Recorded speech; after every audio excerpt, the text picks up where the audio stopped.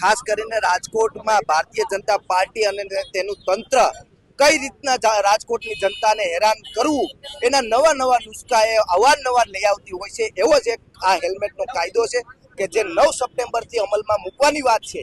Helmet અમે માનીએ છીએ કે લોકોની સુખાકારી માટે હોય છે, પણ જે હેલ્મેટની વાત છે, તમારા રોડ રસ્તા સારા નથી, તમારી ટ્રાફિકને અવેરનેસ નથી. અહીંયા રાજકોટ સિટીમાં મોટા વાહનો બેન છે, છતાં મોટા વાહનો આવી અને એક્સિડન્ટો કરે છે, લોકોના જીવ લે છે.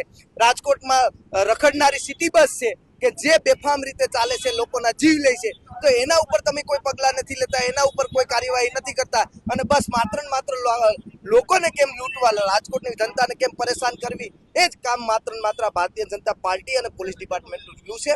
ત્યારે આજે રાજકોટની જનતા માટે અમે આ એક સિગ્નેચર કેમ્પેનિંગ કરવાના છે કે રાજકોટની જનતાને અમે પૂછવાના છે કે ભાઈ તમે આ કાયદાથી સહમત છો કે નહીં.